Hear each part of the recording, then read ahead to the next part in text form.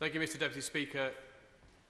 It seems a long time ago since the 16th of February 2003. A lot has changed for me in that time. I was then not an elected politician, not yet even elected to lead City Council, never mind being elected as a member of this House. And I was one of the many, over 1 million, maybe 2 million people who marched on the streets of London in an unprecedented display of public protest at the fact that the government was even considering taking this country into an illegal war. I was joined by my then girlfriend, who now I'm very happy to say is my wife, and she was one of those many people, not a political person, not someone who'd ever protested before in their lives, but she took to the streets because she was so concerned about what was going to be done potentially in her name. Mr. Deputy Speaker, a lot has changed for this House too. Of course, we've had a general election since then. Some members have left and some new faces, including myself, have joined. We've had a new Prime Minister. Indeed, a few weeks ago, we thought we were going to have yet another Prime Minister. But the simple reality is that not long after that march in February 2003, this House, which I'm afraid at the time, to those of us outside, seemed so immune to what the public of this country felt and seemed so out of touch, then voted to approve the invasion of Iraq. I'm very grateful to him. Does he recall that actually on the day of 18th March 2003, the opinion polls showed that 56% of the population were actually in favour of war? Yeah, we were misled. Well, the honourable gentleman is I'm afraid, showing how out of touch with the public he remains, Mr. Deputy Speaker. And that is exactly what this government has done with its bungling over the attempt to introduce a half-baked inquiry into Iraq. And we all know that it was really only introduced as a sop to the backbenchers on the benches opposite to try to save the Prime Minister's life, political life, a few weeks ago. And I'm afraid close scrutiny shows that once again the Prime Minister has taken his blunderbuss and shot himself broadly in both feet. But we now have an inquiry, Mr. Deputy Speaker, as has been plainly said today by many honourable members, that does not even have the power to summon witnesses before it, and that those witnesses would not necessarily be speaking under oath. And how, after all the things that have come out already over this sorry affair, how can the public possibly trust witnesses who are not speaking under oath?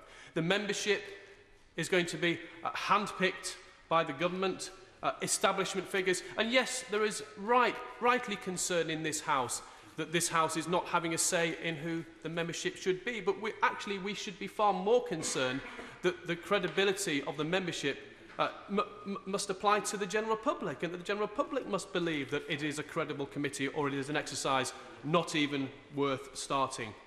Of course, I will be supporting the motion in the name of the Leader of the Opposition, but I have to disagree with something that the Right Honourable Gentleman, the member for Richmond, said, because he said that this is not about who was right and who was wrong. And actually, I'm afraid it is precisely about who was right and who was wrong, because it is time for all those who voted for the war to admit that they were wrong, and that is so patently obvious. And I pay tribute to the honourable gentleman, the member for Glasgow Central, who has acknowledged that he made a mistake. And I think it would be interesting to get a list of all those who voted for the war, who have now had the courage to say, actually, I was wrong. For whatever reason that I was wrong, and I regret that decision, because it certainly is a decision that they absolutely should regret. And, Mr. Deputy Speaker, we have the government amendment. The wording is interesting. It says that we wish to establish the lessons to be learnt. Now, Mr. Deputy Speaker, surely the main lesson is not to manipulate and misrepresent intelligence to justify sending British soldiers in an illegal war that is to be waged by America. And we don't need an inquiry to tell us that. But why we do need an inquiry is to tell us how and why this disastrous decision was ever reached. And it's to find out why, it's to find out if this House was deliberately misled. And I share the concerns about extending the remit of this, and we must look at what happened afterwards, but we must first get closure for this country on why we went into the war in the first place. And I echo the comments made by the honourable gentleman, the member for Nottingham South, who talked about punishment. Mr Deputy Speaker, we're now talking about having a one-year jail sentence for members who abuse their expenses. What punishment should we have for a Prime Minister who deliberately misled the House of Commons and the British public into an illegal and immoral war? And that is a question that we should be asking as part of this process, and I'm afraid we simply can't hide. And the reality is, I'm sure we've all seen the ghost of Tony Blair over the last week, and we still see that his hand is on the shoulder of the current Prime Minister.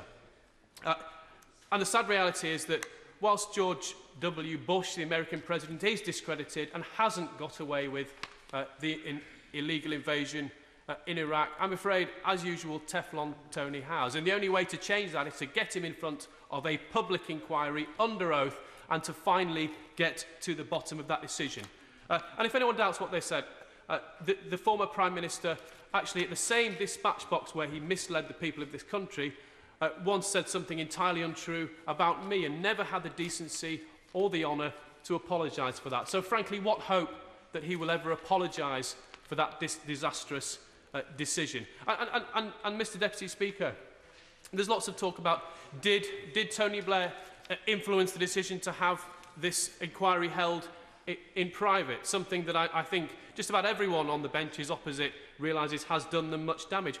Well, the reality is, frankly, it doesn't matter, because the legacy of Tony Blair is that it doesn't matter what the truth actually is, it simply matters how you present it. And I quote a supporter of the war, Bruce Anderson from The Independent, on the 22nd of this month, who said, especially in Britain, policy towards Iraq was founded on a lie because the Prime Minister could not admit his real motive, regime change. And that's someone who supported the decision to go into war, Mr Deputy Speaker.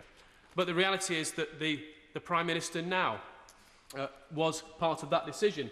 And I quote from the Prime Minister in May 2007. He says, "I take my responsibility as a member of the Cabinet for the collective decisions that we made, and I believe that they were the right decisions." Well, the reality, Mr Deputy Speaker, is millions of people in this country do not believe that they were the right decisions, and millions of this people in this country believe that we have the right to find out exactly why those decisions were taken.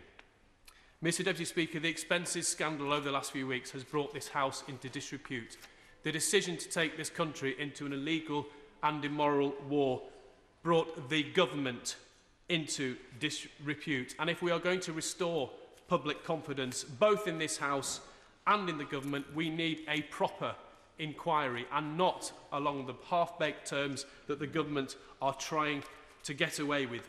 We need a genuine inquiry that will give the answers finally to put this sorry issue to rest and to restore credibility in this House and in the government. The people who marched back in February 2003, including those who'd never marched before, they deserve it. The fallen soldiers and their families must have it. And frankly, if we want to restore faith in our democracy, we must demand it. And if the biggest foreign policy mistake since Suez does not warrant a public inquiry, Mr Deputy Speaker, frankly, what does? Mr Deputy Speaker, this House failed this nation in 2003. It must not do so again this evening.